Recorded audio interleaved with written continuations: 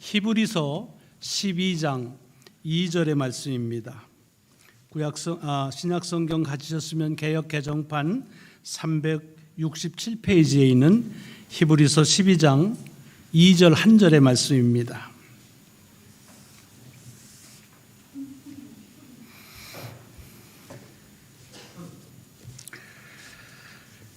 우리 찾으셨으면 한 목소리로 함께 말씀을 우리의 공간에 주의 능력을 채우듯이 선포하는 마음으로 봉독하시겠습니다. 2절입니다. 시작. 믿음의 주요 또 온전하게 하시는 이인 예수를 바라보자. 그는 그 앞에 있는 기쁨을 위하여 십자가를 참으사 부끄러움을 개의치 아니하시더니 하나님 보좌 우편에 앉으셨느니라. 아멘. 아멘. 이제 오늘 봉독한 말씀을 가지고 박영호 감독이 나오셔서 예수를 바라보라 라고 하는 제목으로 귀한 말씀 선포하실 때 하나님의 말씀을 통한 은혜가 여러분과 함께 하시기를 먼저 축원합니다.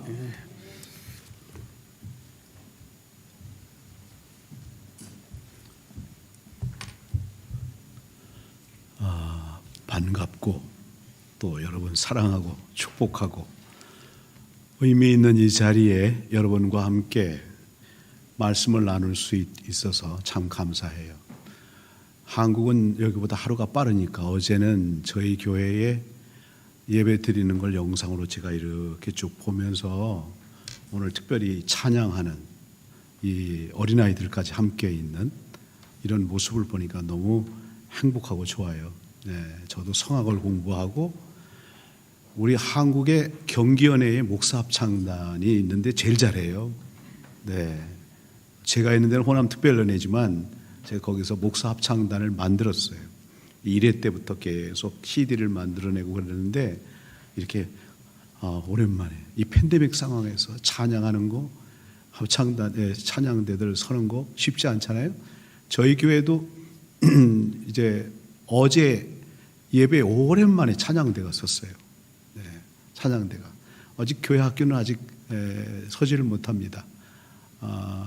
교인은 2,000명 정도 되는데도 불구하고 교회 학교 그냥 잘 돌아갈 때는 한 300~400명 이렇게 잘 모이지를 못하잖아요. 한국에도 요즘에는 그런 상황입니다. 근데 오늘 제가 남달리 이 교회는 처음 와봤지만 우리 이승우 목사님 늘 사귀고 싶었던 목사님이었는데 오늘 오랜만에 만나니 너무 좋았고 신앙적인 결이 딱 마음에 드는 분이야, 저분이. 또 그리고 내가 존경하는 우리 신경님 부총장님, 네, 도대체 남편이 어떻게 생겼을까? 네, 그리고 그 교회가 어떤 교회일까? 제 마음에 늘 생각은 했어요. 주변에 집회 오고 그랬어도 네, 이렇게 와서 보니까 참 좋다. 그리고 이제 저도 목회를 이제 감독 끝나고 나면 은퇴를 해야 할 사람이기 때문에 오늘 말씀을 제가 정한 이유가 있어요. 이 교회에서 제가 설교해야 된다는 통보를 받고 난 뒤에 무슨 설교를 해야 될까? 하나님께서 저보고 너 목회 그만두기 전에 마지막 설교를 하라고 그러면 뭘 하겠냐? 그런 생각을 묵상하는 가운데 제 마음 가운데는 이 설교를 하고 싶었어요. 히브리서 12장 2절 예수를 바라보라. 예수를 바라보라. 이 얘기를 꼭 하고 싶었어요. 그래서 성도님들에게 설교를 하니까 제가 여기에 맞춰서 말하지만 목회자 세미나 때도 똑같은 얘기, 다른 얘기, 목회적인 얘기를 하면서도 내가 이 얘기하고 싶다. 그래서 이제는 예수를 바라보는 것만이 팬데믹 상황이나 또 어려워진 이 상황 가운데 우리가 뚫고 나갈 수 있는 유일한 길이다. 여러분 그렇게 제가 얘기를 했습니다. 26년 전에 이렇게 교회가 합해졌다. 그리고 오늘 제2의 설립을 생각하는 창립을 생각하는 것 같은 이 교회가 오늘 생일 축하하는 이 자리에 제가 설교할 수 있는 것 이거 우연이 아니라고 생각해요. 먼 훗날 세월이 지나고 그때 아마 누가 와서 설교했지 이렇게 얘기하면 영상이 더 남아있을 테니까 네, 그래서 많은 생각을 제가 해봤습니다. 우연은 하나도 없는데, 네. 그냥 저도 익산에 있는 우리 영생교회에 여기서 목회할 때는 잘 몰랐어요. 네. 교회만 오직 섬겼고 할 일이 많았기 때문에. 그런데 감독되고 나서 많은 만남을 만나보고 이러다가 보니까 생각들이 눈이 좀 다른 눈으로 바라보게 됐습니다. 우연은 없구나. 하나님의 뜻이 있어서 둘이 하나 된 이 교회의 사명은 화평과 연합의 정신으로 복음의 증인이 되라 하는 의미가 이 교회에게 주어진 사명이라고 생각하는 거예요. 그건 또한 십자가의 정신입니다. 십자가의 정신은 하늘과 땅을 하나님께서 우리와 화합하게 하시고 예수 그리스도를 통해서 그리고 나와 너를 하나 되게 하심으로 세상과 온 우주가 하나 되는 이 하나님의 사랑이 담겨져 있는 것이 십자가의 정신이기 때문에 그렇습니다. 영국의 역사학자인 칼이라고 하는 사람은 역사란 무엇인가? 라고 하는 그의 책에서 역사는 과거와 현재의 끊임없는 대화다. 그렇게 얘기를 했어요. 어제 볼티모어에 있는 러블리 레인 처치, 거기 가우초 박사님 묘소를 교회를 방문하고 그분이 한국 교회의 아펜세리를 파송한 교회이거든요. 제가 한 20여 년 전인가 여기 볼티모어에 집회 왔다가 그 교회 바로 밑에서 식사를 했는데 그때는 몰라봤어요. 참 그래서 내가 무식했구나. 그 뒤로 이제 웨슬리를 공부하고 또 영국을 수없이 다니면서 그게 그 교회였구나. 영국을 통해서 미국으로 한국으로 이렇게 흘러다니는 이런 과정들을 보면서 그렇구나. 정말 역사는 과거와 현재의 끊임없는 대화다. 어쩌면 지금 여러분이 생각 없이 아니면 그저 단순하게 여기 와서 예배를 드리는지 모르지만 한 사람 한 사람 만남 속에 이루어지는 지금 우리 아이들 저러지만 저 장차 여자 대통령 나올 수도 있잖아요. 이 아이들 가운데 얼마나 놀라운 일이 벌어지는지 알 수가 없습니다. 그거를 이제 이렇게 오랜 세월 살다가 보니까 여기 어르신들한테는 죄송하지만 그런 게 느껴진다 그 말이에요. 웨슬리 목사님이 어느 날 어느 성도가 자신의 문제를 가지고 상담을 요청했습니다. 목사님, 왜 이렇게 내 인생은 매사가 안 풀리고 매사가 꼬이고 그래서 너무 힘들고 어려워요. 그렇게 말하니까 웨슬리 목사님이 이리 와보세요. 그래서 창밖으로 데리고 갔어요.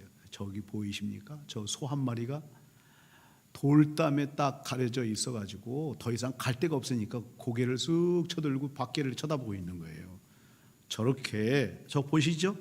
네, 우리의 현실이 막혀 있다면 그 너머 축복을 예비하신 예수님을 바라봐야 합니다.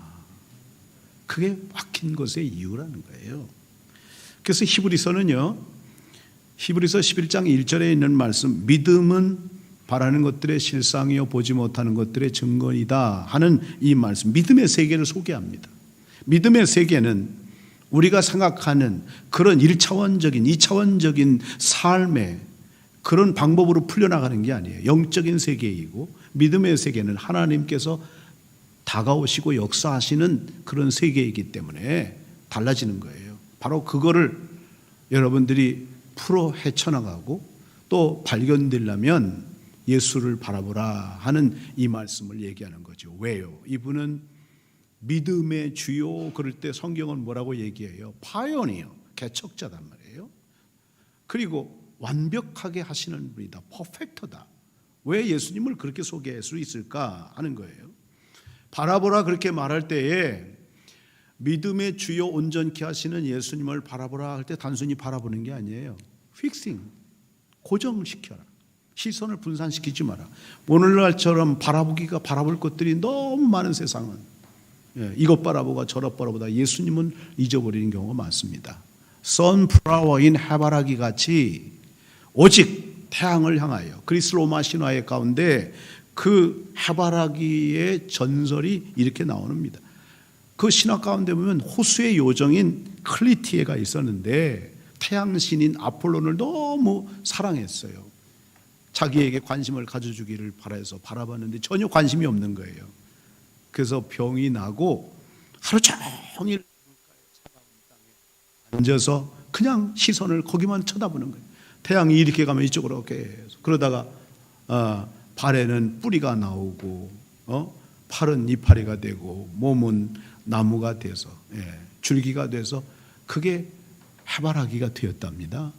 그래서 해바라기의 끝말 자체가 뭐냐면 숭배와 기다림이잖아요. 근데 우리는 예수를 바라보라 그럴 때 예수를 바라보는 주바라기, Jesus flower가 되어야 된다. 예수를 바라보는 주바라기가 되어야 된다는 거죠. 성경에 그런 사람이 있나 하는 걸 바라보니까 막달라 마리아가 그런 여 일곱 귀신 들렸다가 예수님 만나서 치유받고, 그래서 제자들이 예수님 십자가에 달려 돌아가셨을 때 다 떠나갔지만 그 자리를 끝까지 지켰던 여인, 그래서 부활하신 주님이 맨 먼저 만나 주었던 여인이 막달라 마리아였단 말이죠. 근데 오늘 우리의 신앙생활 하면서 예수를 잃어버리는 사람이 너무 많아요. 그런데도 여전히 나는 주님과 함께 있는 줄 알고 착각한단 말이에요. 예수를 바라보지 않으면 어떤 현상이 생기냐. 누가복음 2장 42절에 보면 예수님 12살 때 아버지, 엄마, 동네 사람들 함께 예루살렘 성전으로 가서 예배를 드리고 동행 중에 있는 줄 알고 돌아갔어요. 나중에 보니까 없네요. 3일 동안을 자꾸 찾다가 성전에서 그 예수님을 만났을 때 예수님 하시는 말이 내가 아버지 집에 있어야 될 줄 몰랐습니까? 하는 이런 질문 아닌 책망, 그런 얘기를 합니다. 오늘 여러분들 한번 생각해 보세요. 우리는 착각하고 있지 않는가? 나는 주님을 바라보는 주바라기인가? 근데 오히려 시선을 자꾸 잃어버리는 경우가 많아요. 이건 이 시대의 문제입니다. 본질을 잃어버린 시대. 목사들도 천차만별이고 나만의 노하우인 목회적 솔루션을 만들어가지고 이렇게 한다고 저렇게 하는 수없이 그런 것들을 세미나를 가고 이런 걸 바라볼 때마다 아니야, 저건 아닌데, 저건 아닌데. 제가 감독하고 나서 이 호남 지역의 연약한 교회들, 목회자들을 바라보면서 너무 마음이 아파가지고 이것부터 고쳐줘야 되겠다. 예수를 바라봐야 할 이유. 왜냐하면 그들이 바라볼 때 우리 교회가 하나님의 축복받아서 성장하는 것이 여러 가지 이렇게 얘기할 그게 아니야. 예수 바라볼 때 어떻게 주님께서 역사하시는지를 보여주고 싶었어요.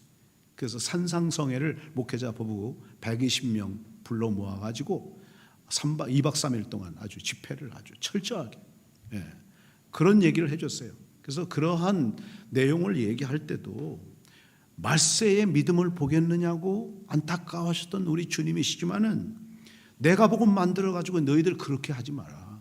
성경만 바라봐도 되는데. 젊을 때에 저도 목회를 할 때 잘해보고 싶어서 여러 가지 많이도 연구를 했고 공부도 많이 했고 책도 많이 봤고, 근데 오히려 그런 것들이요 주님 바라보게 하는데 방해가 된다는 걸 제가 깨달았어요. 이게 아니구나 하는 걸 깨달았어요. 이 시대의 상황이 어떠냐. 이제 4차 산업혁명 이후에 우리는요 얼마나 발전된 시대에 살고 있는지 몰라요. 지금은 핸드폰을 가지고 그래도 그런 것뿐만 아니라 방에 들어가서도요 지니야, 아리야, 불 좀 켜줘. 나 기분이 별로 안 좋아.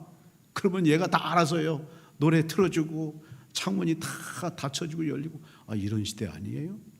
지금 한국은 복지 시스템이 얼마나 잘 돼가고 있는지요. 저 지방 그런 데서도요 독거노인들을 돌보는 사람들이 부족하니까 다 이렇게 이제 인간 그 플랫폼을 만들어 가지고 노인들이 못 움직인단 말이에요. 근데 나 좀 살려줘, 아리야, 나 좀 살려줘. 그러면요 112가고 다 연결되어 있습니다. 그래서 갑자기 오는 거예요. 그래서 노인들 돌봐주고 응급실로 데려가고 하는 일들이 가능하게 돼가는 시대가 돼가고 있습니다. 지금 코로나19 팬데믹 이런 상황 가운데 지금도 영상으로 예배 드리는 분이 계시지만은 거의 실제로 교회 나오는 성도는 저희 교인들도요, 한 60% 정도밖에 안 돼요. 주일날 1부, 2부, 3부 이렇게 예배 드려도 한 800명, 700명 이런 정도밖에는 못 나오고 나머지 다 영상으로 예배 드려요. 나오라고 제발 얘기하고. 그렇게 얘기해도 안 나와요. 요즘에는 다 춤으로 예배 드리는 되는데요, 뭐 이런 생각을 한단 말이에요. 그래서 개인화 시대가 돼서 개인적인 돌봄을 그런 방법으로 하려고 하는 시대가 됐습니다. 거기에 맞춰서 목회적 변화도요, 이제는 성육신화 목회 플랫폼 이런 거를 개발하는 목사님들이 그런 프로그램들을 가지고 얘기를 해요. 대안을 자꾸 제시해요. 그러나 그런 것들은 근본적인 문제 해결 대안이 안 된다 이거예요. 아무리 봐도 근본적인 방법 해결은 아니다. 히브리서 기자는 우리에게 얘기했습니다. 믿음이 온전하게 되고 싶으면 예수를 바라보는 것밖에 없다. 이게 여러분 근본적인 문제 해결이에요. 그래서 여기 와서 우리 이승우 목사님 만나면서 야, 이런 분도 계시네. 한국에서 나 그런 분 별로 못 봤어요. 수많은 목회자들을 봐서도 뭐 자랑하는 거죠. 뭐 영상이 어떻고 우리 교회는 뭐 시스템이 어떻고 이런 것만 자랑하죠. 이렇게 오히려 더 옛날처럼 하나님 중심으로 하나님 앞에 나아가는 일에만 초점을 맞추도록 이런 분을 진작에 친구로 삼았어야 됩니다. 만나지를 못했던 게 아쉬운 생각 들고 감동을 받았어요. 은혜를 받았어요. 마찬가지예요. 이런 곳에서 신앙생활하는 여러분 복 받으신 줄 믿으시기 바랍니다. 뭐 교회가 크고 뭐 많았다고 해서 그건 중요한 거 하나도 아닌 것 같아요. 변질되거든요. 왜 변질이 오느냐? 변질되면 안 되잖아요. 변화가 돼야지. 이게 중요한 거죠. 잘못 바라봐서 그래요. 그럼 우리가 무엇을 바라봐야 되는가 하는 말씀, 성경에 보니까 1차원적인 그런 변화는 육신적인 눈으로만 보는 거예요. 눈에 보이는 것처럼. 마치 베드로와 요한이 성령 받고 사도행전 2장에 보면 기도하기 위해서 예루살렘 성전으로 올라가는데 성전 미문에 앉아서 구걸하는 거지가 뭘 줄까 해서 그 손만 바라보는 거예요.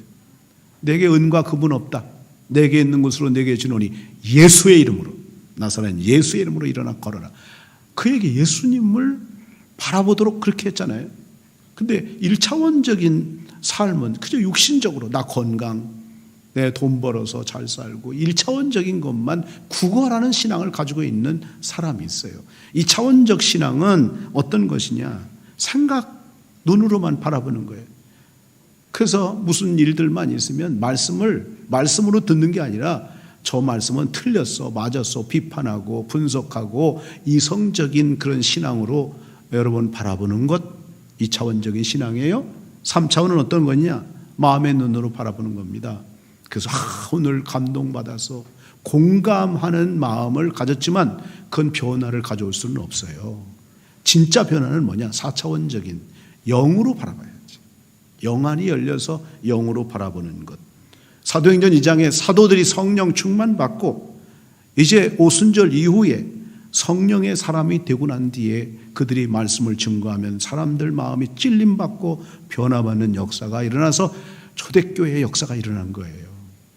이것이 감리교회에 있어서는 1738년 5월 24일 8시 45분에 일어났던 존 웨슬리 목사님이 그 올더스게이트 거리에서 있었던 모레비안 교도 그 수요일 예배에 말씀을 듣는 중에 갑자기 제가 제일 좋아하는 말이기도 합니다.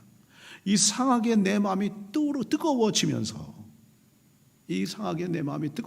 그 뜨거움이라는 게 무슨 뭐 감동받아서가 아니잖아요. 성령님이 오셔서 뜨겁게 되면서 I feel, I did trust. 믿어지는 거예요.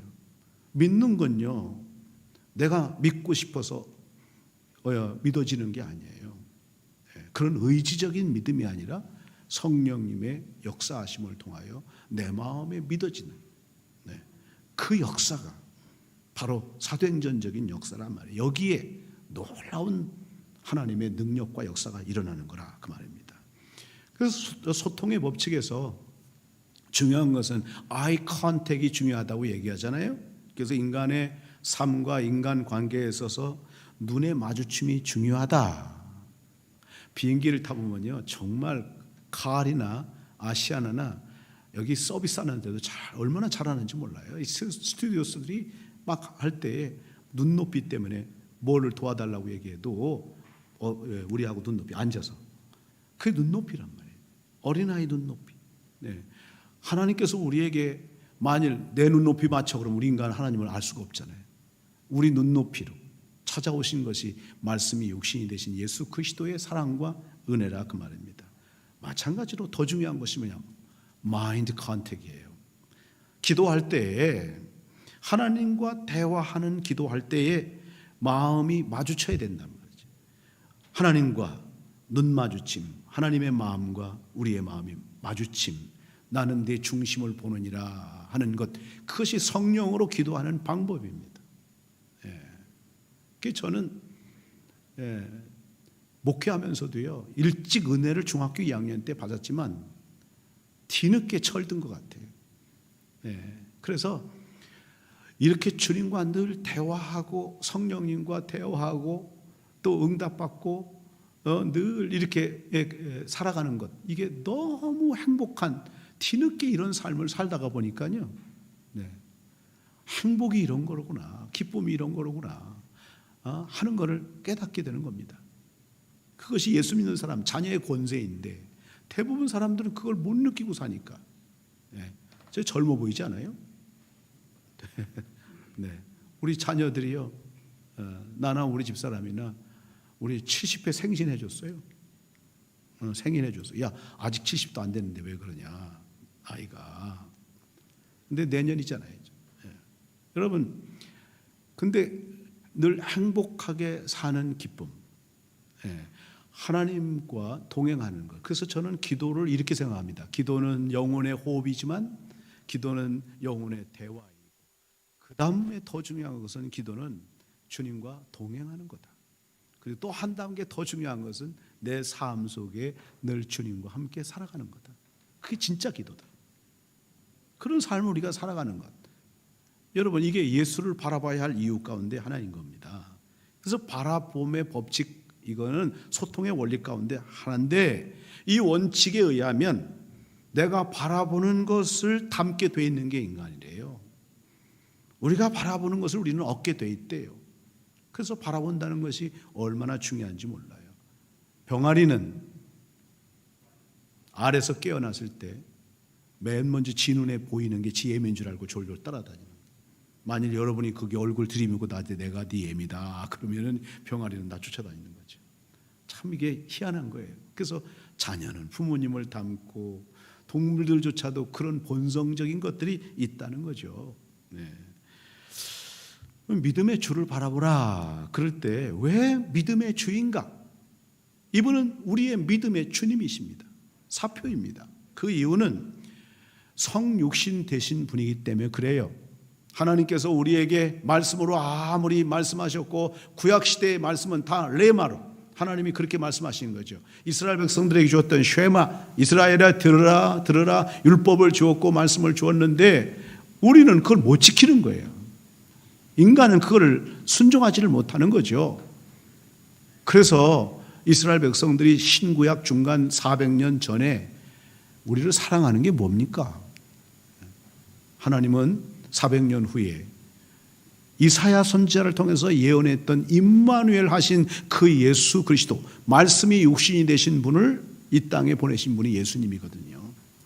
그래서 하나님의 말씀이고 말씀은 예수 그리스도이고 하나님이 우리와 함께 하시는 것, 그것이 성탄절에 우리가 오늘도 기뻐하고 함께 찬양하는 예수 그리스도다 그 말이죠. 하나님은 왜 말씀이신 예수 그리스도를 육신을 입고 인간이 되게 하셨느냐? 8가지 이유가 있어서 그렇습니다. 첫째는 죄를 제거하기 위해서입니다. 성경 구절은 나중에 보시면 되겠습니다. 두 번째는 율법을 성취하기 위해서예요. 세 번째는 마귀의 일을 멸하기 위해서. 네 번째는 하나님과 화해하고 거룩한 산 제물로 하나님께 드리기 위해서. 다섯 번째는 더 이상 악한 영에게 속지 않도록 하기 위해서. 7번째는 자신의 생명을 우리를 위해서 대속물로 주시기 위해서. 8번째는 하나님의 뜻을 행하기 위해서. 이렇게 주님은 철저히 성경대로 사셨고 성경대로 죽으셨습니다. 그러면 그 예수님은 지금 현재 어디 계시느냐 하는 거죠. 저와 여러분 안에 계십니다. 너희가 믿음 안에 있는지 너희 자신을 살펴보고 너희 자신을 확증하라. 예수 그리스도께서 너희 안에 계신 줄을 너희가 스스로 알지 못하느냐. 그렇지 않으면 너희가 버림받은 자니라. 고린도후서 13장 5절에 말씀하셨습니다.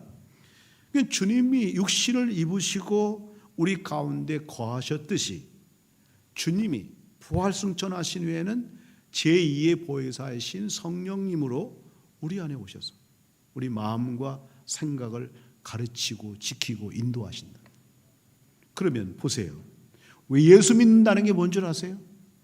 내 마음에 오시기를 원하고 여러분 생각 가운데 오시기를 원하고 여러분 마음 가운데 왕으로 계시기를 원하시는 그 주님을 인정하고 그분 뜻대로 이끌림을 받고 순종하고 살아가는 삶이거든요. 근데 그렇게 살지 않기 때문에 하나님이 능력을 체험하지 못하는 거죠. 예수님께서 일하고 싶으셔도 나를 통해서 역사를 하실 수가 없는 거예요.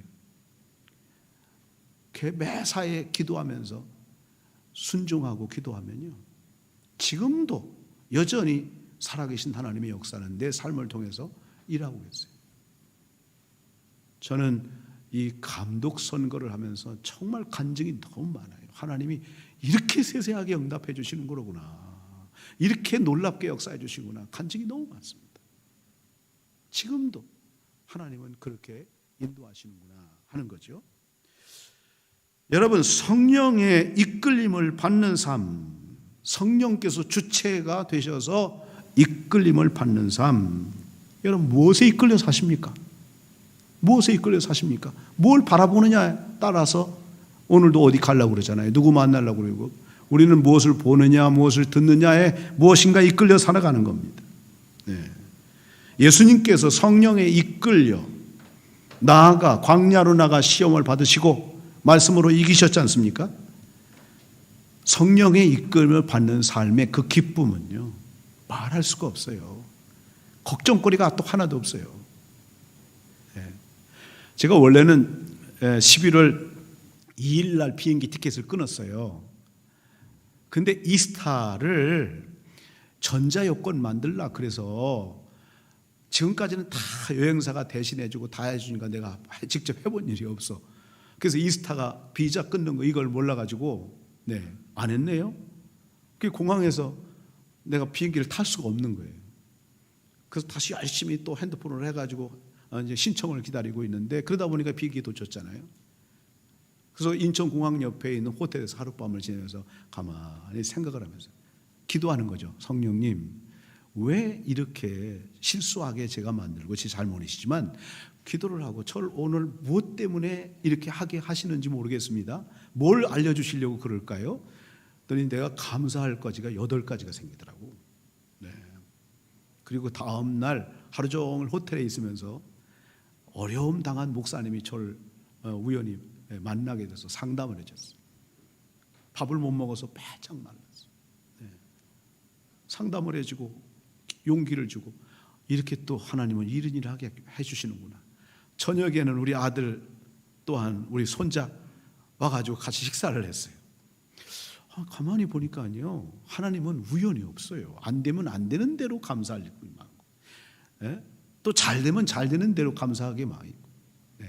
이제는 이렇게 가만히 생각해 보면 주님의 뜻은요, 얼마나 섬세하게 이루어지는지 알 수가 없다 하는 거죠. 그래서 성령님께 순종할 때 주시는 은혜가, 첫째는 풍성함과 자유함을 주시고, 두 번째는 열정을 주세요. 그 열정, 엔두지아즘이라는 말이 하나님 안에 있을 때 생겨지는 열정. 세 번째는 사람들에 대한 권위인데, 이렇게 권위를 하나님께서 세워주시고 역사하신 하나님. 여러분, 성경에 나오는 사도들의 믿음이 예수를 바라봄으로 말미암아 성령이 임하시고 성령 행전의 역사가 펼쳐집니다. 그 사도들의 뒤를 이어서 요한 웨슬리는 성령 받고 난 뒤에 52년 동안 지구를 몇 바퀴, 10바퀴 돌 만큼 40만 킬을 복음을 증거하면서 영국의 복음화를 이루어서 그분이 돌아가실 때 12만 정도 감리교도들이 생겼어요. 그때 그 뉴룸에서 설교할 때에 이제는 저 아메리카에도 복음을 전도할 필요가 있다고 그랬더니 26살 먹은 젊은이가 은혜를 받고 제가 가겠습니다. 그게 미국의 아버지 에즈베리입니다. 그래서 미국의 복음을 증거하기 위해서 이 땅에 온 거죠. 그분은 50만 킬로를 말 타고 다녔습니다. 이러면서 미국의 감리교도의 교회를 일으켜 세운 거죠. 온전케 하시는 분은 예수님은 믿음의 주로 오셔서 믿음의 개척을 하시고 동시에 완전하게 하심으로 말미암아 우리가 말하는 성화를 이루게 하시는 하나님. 십자가를 통해서 부인하고 누구든지 나를 따라오고자 하는 자는 자신을 부인하고 내게 주어진 십자가를 지고 나를 따르라. 부인한다는 것은 이 육신의 정욕, 안목의 정욕, 이생의 자랑에서 벗어나는 방법이고요. 십자가를 진다 하는 얘기는 순종의 길입니다. 하나님의 뜻을 이루기 위해서 순종하는 길이고요. 나를 따르라. 부끄러움을 개의치 아니하시고 수치를 참으사 그 얘기는 축복과 사명의 길을 열어가는 주님의 방법이었어요. 그래서 완전하게 이루게 하시는 거죠. 그래서 십자가를 뭐라고 평가하느냐? 마틴 루터는 이렇게 얘기했습니다. 십자가는 거룩한 교환의 장터이다. 내 안에 더러운 온갖 죄와 또한 모든 더러운 것들을 주님이 다 가져가시고 주님 안에 있는 풍성함과 생명과 축복을 우리에게 넣어주시는 이 교환의 장터다. 십자가 속에 이런 놀라운 비밀이 담겨져 있는 거예요. 근데 우리는 나를 안 놓기 때문에, 바라보는 것을 잘못 바라보기 때문에, 육신의 정욕, 안목의 정욕, 이생의 자랑을 벗어나지 못하기 때문에, 그래서 십자가의 길 속에 담겨져 있는 이 놀라운 축복을 체험하지 못하는 거죠. 우리 주님은 부활하시고 승천하셔서 하나님 보좌 우편에 중보자로 앉아 계시면서 구원을 완성하셨습니다. 그리고 이거를 이제는 교회들을 통해서 계속적인 완성을 위해서 워싱턴 감리교회를 세우시고 또 이 일을 위해서 제2의 보혜사신 성령님을 보내셨고 이게 교회를 완성해 가는 하나님의 역사입니다. 여러분, 이제 이 사도들의 증언과 또 요한 웨슬리 목사님과 우리들이 해야 될 사명은 뭐냐?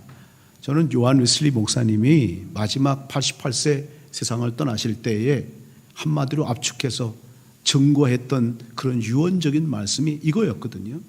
The best of all is God is with us. 이 세상의 최고는 하나님이 우리와 함께 하시는 겁니다. 그래서 웨슬리 목사님의 영성을 얘기하라 그러면 5가지의 뿌리가 있지만 위드의 영성입니다. 위드의 영성은 하나님의 말씀을 내가 받았을 때 그 말씀과 함께 걷고 그 말씀을 따라 일하고 그럴 때 어떻게 놀라운 응답을 받느냐. 조지 뮬러는 일찍이 이걸 체험했습니다. 얼마나 많은 사람들 15만 명의 고아들을 약 1억 불 해당하는 1200억에 대한 응답을 받아 먹여서 살렸어요. 그 다음에 아이는 나는 없고 I'm nothing. 그리고 아이덴티티가 정말 이제는 예수로 변화되는 거죠. 그래서 건드리면 예수가 나올 수 있어야 되는 것. 이게 두 번째 아이에 대한 영성입니다. 세 번째는 T는 말씀으로 가르침받고 훈련받고 주님과 한 팀이 되는 것. 제자화가 되는 거예요. 그렇게 될 때 우리는 나의 삶은 역사가 되고 그리고 하늘에 속한 사람이 된다는 거죠. 결론적인 말씀을 드리면 이렇습니다. 하나님 보좌의 우편에 앉으시다. 영광의 축복이 나타나고 회복의 영광과 하나님의 축복. 그래서 우리가 부르는 복음선거 가운데 아마 여기도 여러분 아시겠죠? 시선이라는 찬양이 있어요. 시선. 내게로부터 눈을 들어 주를 보기 시작할 때 주의 일을 보겠네. 내 작은 마음 돌이켜서 하늘의 꿈 꾸게 하네. 주님을 볼 때 모든 시선을 주님께 드리고 살아계신 하나님을 느낄 때 내 삶은 주님의 역사가 되고 하나님이 일하기 시작하네. 아주 제가 좋아하는 찬양이기도 합니다. 여러분, 이런 역사가 예수를 바라볼 때 여러분의 삶 가운데 하나님의 역사가 이루어지게 되기를 주의 이름으로 축복합니다. 기도하겠습니다.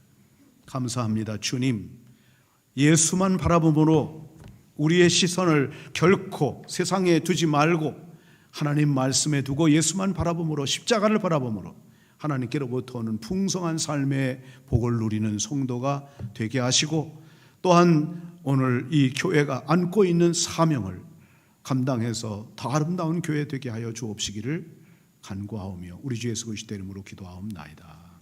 아멘.